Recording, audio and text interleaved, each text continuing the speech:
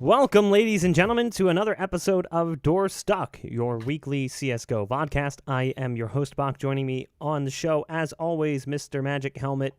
It's looking a lot sunnier there than it is for us currently, as we've been getting flash flood warnings all morning long due to the heavy rains. How are things over in your neck of the woods? Yeah, the weather has been great actually so far this summer. Today it started raining a little bit, but now the sun is out and I'm just getting blasted with sun through my windows. So, it's good. It's good for the health. Get a little sunshine while you're working. So, yeah, things are good, man.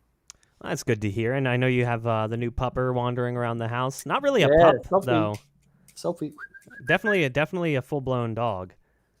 Yeah, she's 7.5. I got her from a Shiba rescue, and she might actually have some Jindo in her, apparently, just based on some of the research I've done, I which have is a no dog that's. idea what that is. Yeah, I had no idea either. I had somebody told me or tell me that she looked like she'd be part Jindo as well, and it's apparently a dog that's typically specific to somewhere in Korea, and it's a very popular dog out there, and somehow made its way out here. And she was using a puppy mill, so I don't know if they wanted to combine Oh. different types of dogs to create the cutest one possible. You know what? If that was the goal, they did it because she is really cute.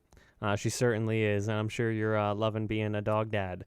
Oh, it's great. Now, looking at the show this week, we've actually talked about this team in the past, but it was not exactly for the same reason. We talked about Team Chaos and how they had come under scrutiny as a lot of people, more specifically fans of teams like MIBR, Team One, the Brazilian CS fans, had a belief that these players were illegitimate due to the playing style of players like Leaf and Zeppa. But what we've seen is a continued form that illustrates that the team is doing quite well, more specifically in the semi-pro scene. Yeah, they've been doing really, really well. I thought they were a good team when they formed it, and the lineup that they have is fantastic. But I think they've been exceeding expectations based on everything I've seen. Especially the last, I think, 3 tournaments that they've played in, they've looked really, really good, and I think they're just a step above everybody else in the semi-pro scene. So it's been really cool to watch. I'm a big fan of a lot of these players. I watched and casted a lot of these players in the past, especially guys like Zeppa. I was a big fan of his when he was coming up, and he's kind of like a recent guy that's starting to climb the ladder. Now that he has this opportunity on Chaos, it's really cool to watch him succeed. And then, Jonji, I've been casting him for a long time now, whether it's Rise Nation, Riot Squad. We all know he's a solid player. And then, come to Steel, longtime CSGO player, big brain, in-game leader, and fragger. So really, really strong lineup, and it's been really cool to watch him. Yeah, Zeppa also being a part of the roster that won the NCS Grand Finals, also known as Philadelphia 13, back in December. He was playing alongside some of the guys he's playing with now, like Vanity, who are coming in from other rosters. But looking at their run, we'll go ahead and pull up the Wikipedia stats so you can see. Oh, no, it scrolled me all the way to the bottom. That's not the stats we want to see. We want to see the good stats all the way up here. So if you look, actually, all the way at the top, they just recently won Mythic League Invite Division. And again, I don't have a stutter. It actually is called Mythic League. So I have Mythic League Invite Division 1, or Division champions for Season 1, beating Triumph, who was trying to get revenge after losing to them in Winners League Season 4. And then they had beaten Mythic as well, the team whose league they won, in 3-0 fashion in Mountain Dew League.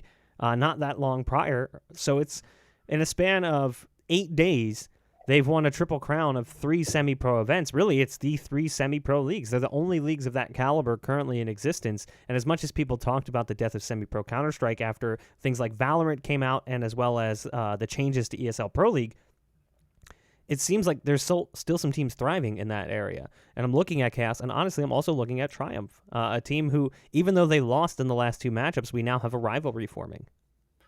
Yeah, and I think that's what the semi-pro scene needs, is those type of rivalries, especially when there's been a lot of players transitioning from Valorant from CSGO to Valorant. You need storylines, you need things to get you excited about watching the semi-pro scene, because a lot of quality players are left to go to Valorant, and it's harder to find, fun, tough matchups, and especially when Chaos is just dominating. I want them to at least have somebody that can at least challenge them. But, you just brought up the statistics I assume from hltv.org. And, it hasn't really been much of a challenge. I'm not looking at the specific scores of each map, but there's only been one map that they've lost throughout that stretch run that you mentioned. So Mythic League, the Winners League, and ESEA. And the only map that they lost was to RBG. So, Triumph has been testing them, but so far, Chaos has really passed with flying colors. So I expect them to make some Pro League here soon.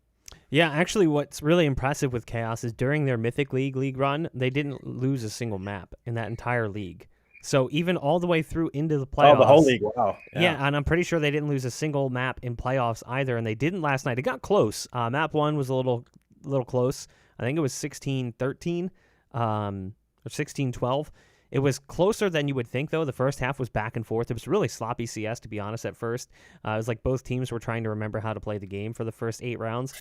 And then things sort of stabilized. And then Chaos came out swinging in the second half, got a string of rounds before Triumph started to bring it back. And then we switched over to Nuke.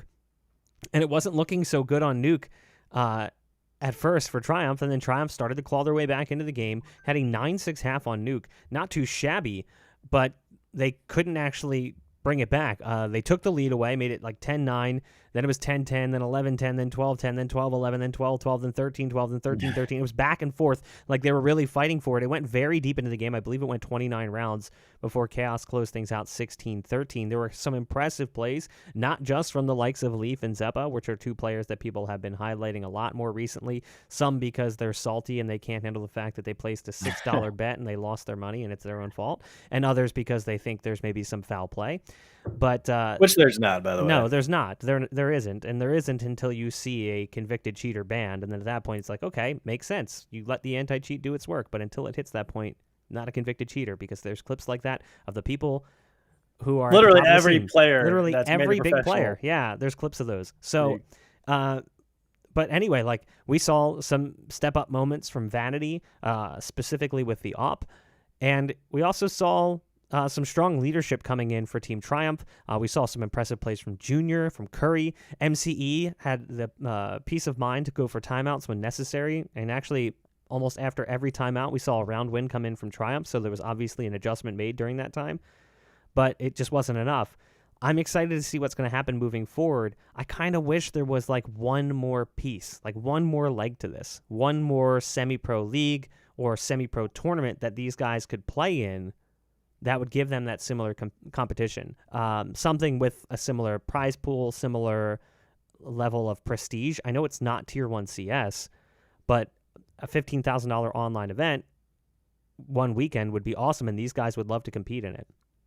Yeah, I mean, NSG does those type of tournaments, so it could potentially be us doing it. You never know. That would be pretty cool. But yeah, just talking a little bit about the matches that you just listed. How about Junior? He's obviously not on Chaos. Chaos is a topic today, but Junior has been fantastic. And in that specific matchup, he was plus 23.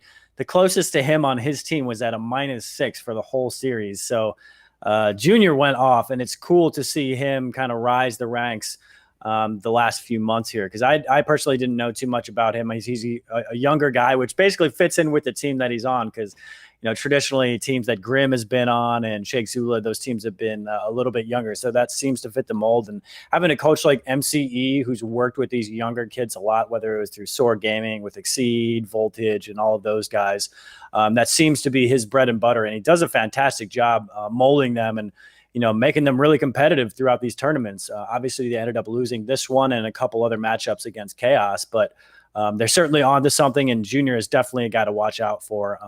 I'm an opper myself, so watching him op, it makes it that much more fun, especially when he's succeeding. But if I'm on Triumph, I'm proud of the work that Junior's put in, the way he's been progressing.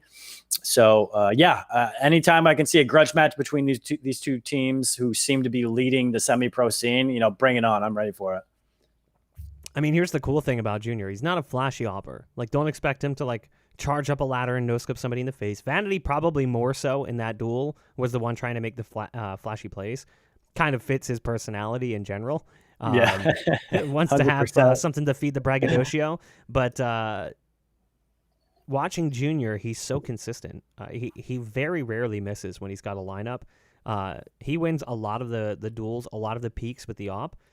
unless he's just out of position, outnumbered. Obviously there's only so much that he can do, but in a standard one-on-one fight with anyone, he seems to win those. And he was doing so as well on Mirage. He was really good on Mirage. He was the top performer for Triumph. And he did solid on Nuke as well, but I can't really blame him for not performing up to the same standard as he did on Mirage because the money was a problem, so you can't always get the AWP in play. So it's a little bit awkward. That's the nature of Nuke. You never know what you're going to end up on. Starting on the T side, it doesn't help either. You don't get to get that string of rounds going, that confidence building, that money going up, and all of a sudden you're dominating the other AWP and getting into their head. It was probably the other way around just a little bit. But looking here at their HLTV stats as well, you can see we've got Chaos beating Triumph 2-0 in Mythic League, beating 2-0 in Mythic League, beating Mythic 2-0 in Mythic League, beating Triumph 2-0 in Winners League, beating New England Whalers 2-0 in Winners League, beating Mythic 3-0 in MDL, but and also a win 2-0 against Mythic in MDL as well, because it was a double elimination best of five, or double elimination bracket, so it was a best of 5 with a 1-map advantage, hence the 3-0 and the 2-0 both in playoffs. So they beat Mythic and sent them into the lower bracket. Mythic fought back and then lost to them again without picking up a single map. And they beat Recon 5. They beat Levitate. Their last loss was to ZPG in the DreamHack Open Summer qualifiers, but that was not long after they beat MIBR in the series that got Leaf and Zeppa pegged as cheaters for potentially the next 3 months while people continue to stoke the flames. They beat MIBR and Team 1 in that CS Summit event. So even though those results maybe aren't as impressive because they didn't win the event, they still had some big wins over big teams. Yeah, absolutely. And when they played the Pug God, so for those that might not be familiar with that squad, it's basically a Pug squad where they come together, join in for qualifiers. And it's basically a really sick lineup that they always put together. So, for example, Android's always going to be on that team. And then there's Marky, Cooper, Zelsis, Infinite, all guys who've been professional players in the past. Cooper with United, with Marky, Zelsis and Infinite also been at the professional level. So, that's not a cakewalk matchup, even though they're a Pug. Those guys are really good. So losing to them, that's not a huge deal. That's a team you'd like to beat. You want to go up and test these guys to see kind of where you're at. Are you at the top of semi-pro, or do you think you're ready for the pro league? And playing a team like that really gives you kind of a gauge of where you're at. And that one was tough. They lost the first one 16-5, and then they actually lost the second map 16-14. So if you get 1 or 2 cheap rounds in that second map, you go to a third and potentially win it. So I think it was healthy that they go up against teams like that just to see, where their skill level is at and where they can improve. But since then, they've just been steamrolling everybody. They lost 1 map over 3 big semi-pro tournaments. So really cool to see. Let's see if there's another matchup we can kind of discuss there. So they lost to 100 Thieves, Gen G, both professional teams, and then they beat Team 1 2-1. So, their trajectory is sky high right now, but they're going to start going up against these professional teams that have more skill than the guys they have been playing. But I anticipate them to start, stealing some maps and stealing some matches against some of them. Yeah, I mean, looking here at their matchup against ZPG too, just so you can see what happened. Cooper went off, had a 23-13 performance. Marky had a great game as well, 18-16, but with 100 ADR. And then you look at Dust 2, and it's a similar thing, 28-22 performance coming in from Infinite. 23-21 from Marky. Again, the KD not necessarily going to be as great for him, given that he usually is the can opener, the entry for the team. These guys have played together at various points throughout their careers, playing on different teams. Android's actually the only original piece of the old ZPG roster, going back to season 30, I think it was. Yeah, a while back. Which was maybe even longer than that. Maybe season 28, when they actually made it to the MDL challenge. It was Android and Breeze and that whole squad that I think Marv was on that team at one point in time as well. It really was just a bunch of guys with really nutty aim, but that was basically a one-dimensional gameplay of theirs.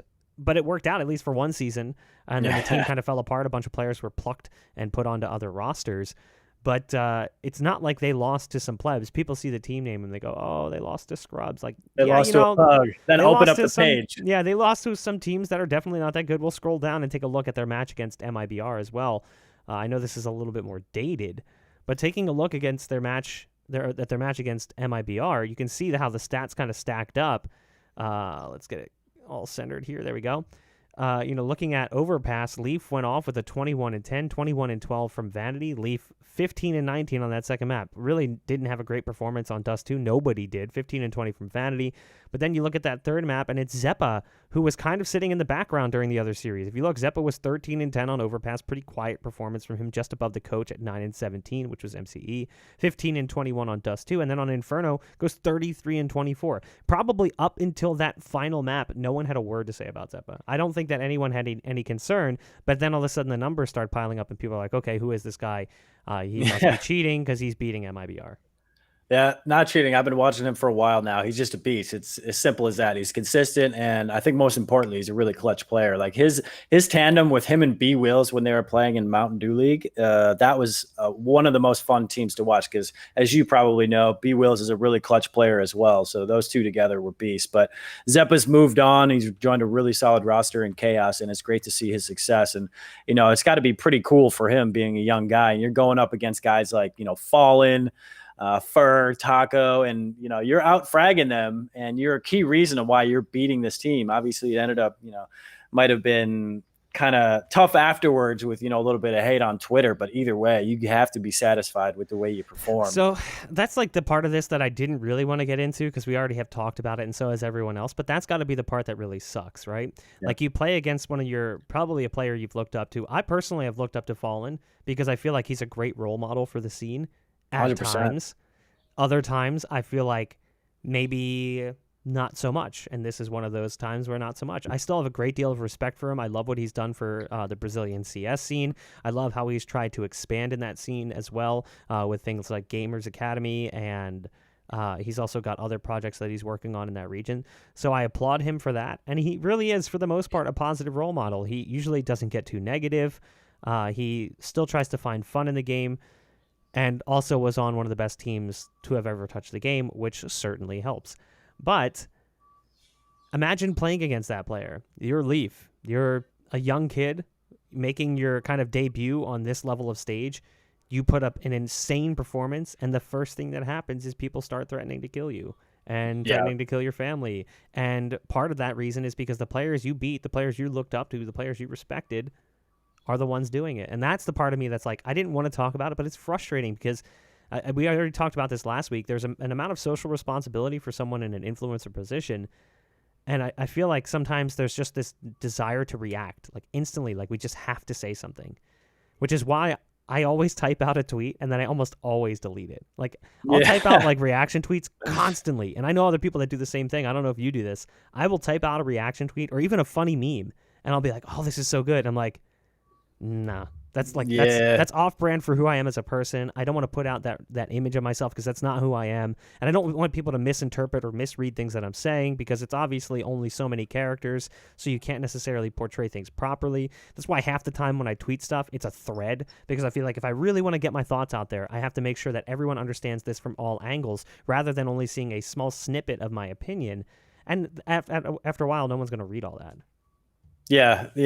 I just try to keep, at least on Twitter, I try to keep it positive in every aspect possible. I even struggle when I'm casting because, I don't want to, well, number one, I'm not going to be shitting on anybody that's playing a bad game, but I try to avoid the negative parts, the people that are struggling. I might say, hey, I know, Fallen's a really good player. He's having a tough game today. I know he can get back into it. And you just got to watch your language on how you're talking about these things, because people watching, it could be 5 people, it could be 10,000 people. They're going to take what you say, depending on who you are and your influence. And, they could run with that. And it can turn bad, like it's in this specific situation. But just as a caster, it's tough to avoid, pointing people out when they're having a tough game. So you do your best and you try to spin it in a way where it's not you, talking poorly about them, but saying, hey, I think they can do better than this. I know they can do better than this. So yeah, totally on board with that. Yeah, I think this is like one of those side note conversations, but I always have casters reach out to me. Working for Nerd Street as a broadcast operations manager means that I hire talent, and I constantly have people reaching out to me. Usually it's like right after we announce a big event, but even still I get cold emails and DMs all the time, people looking for opportunities. And one of the things I've always said when people are asking for advice, they're like, oh, what if you discover it as challenges? And I said, one of the hardest things you'll ever have to do in casting is cast a blowout. If you can cast a blowout Yeah, well, no doubt. I'm impressed, because a 16-1 just beatdown is one of the hardest games you'll ever cast, especially when it's between two teams of even caliber. When it's one team that sucks, like they're just not even close to competing at a level of the other team, like if you're casting an open qualifier and you have like F1 race car peak against Astralis, like obviously you know how that game's going to go. So you have a preparation for it. You can like meme it up, make some jokes, have fun, because people understand at the start of the game it's going to go that way. But if you had a game like MIBR and Chaos, and let's say Chaos wins the first map 16-1, how do you cast that without sounding like you're just being negative towards MIBR? Like how do you point out the flaws without making it sound like you're bashing them? How do you look at the players who are struggling and say, hey, they need to step it up, without repeating yourself so many times so that it sounds like you're saying,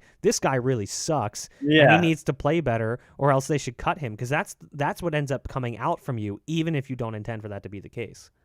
Yeah, those matches I feel like are traps. There's only so much you have to work with. I mean, obviously you can highlight real plays that, let's say Fallen makes, for example. He has like a 5K, or he has some really good rounds. You want to make sure you highlight those type of things. But, if half the team you can't really talk about too much, you can really fall into a trap of speaking negatively. And, at least for me, I've never played at a professional level. I understand the game very well. I played the game for 15,000 hours, so I definitely understand the ins and outs of it. But, as a viewer, how much credibility do they lend to me critiquing professional players? I know at least some viewers are going to be like, this guy doesn't know what he's talking about. But either way, those matches are definitely tough, because you really can't speak too much about like half of the players in the server.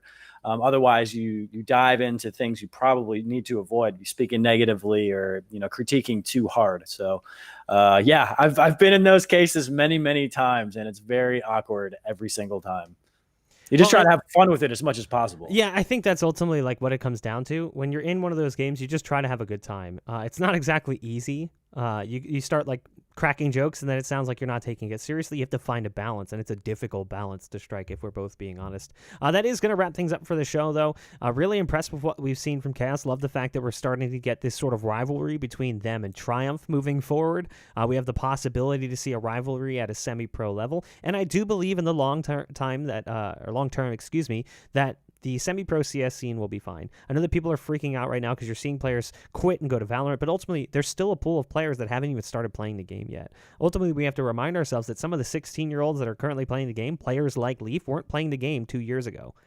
They started playing the game. Now they're in the scene. It's not like Nothing, who started when he was like 13 years old and he's been playing ever since. We have a pool of players that are just discovering the game of Counter-Strike, and the same can be said for the game of Valorant. We're not going to have players who are necessarily deciding to go from one to the other. We're going to have players who are deciding to start with one or the other. That's the crazy thing. So, yes, right now, it does hurt to see some of the semi-pro CS scene decide to flee the scene and head to Valorant. I can't blame them. I've been able to find my fair share of success in Valorant as well as a caster. But at the same point in time, the two scenes will continue to grow simultaneously. And ultimately, we'll also see some fractures. Updates are going to come through from CS that are going to scare some players away. Updates are going to come through from Valorant that are also going to scare some players away. We're going to see like a zipper effect. It's going to be back and forth for a while. But I think while you're zippering back and forth, at the end of the zipper, both columns are taller. So it works out for the best of everyone.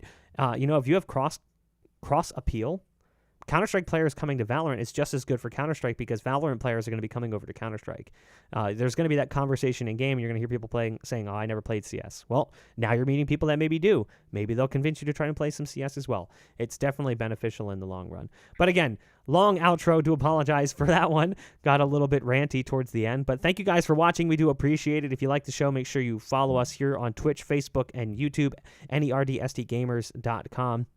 You can also head to that's our website. You can head to all of our social media. It's NERDST Gamers. That's Instagram, Facebook, Twitter.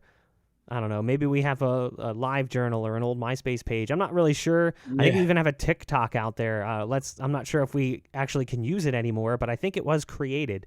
There was a Mixer page, but rest in peace, Mixer. That's not going to be a thing anymore. So you got a lot of places you can watch us on. We go live with Doorstock every Friday at noon Eastern time, and you can follow Mitch and I on social media as well at MagicHelmet TV. There you go. The hot plug coming in from Mitch towards the end of the show, guys. Thank you so much for watching. We hope to see you next time.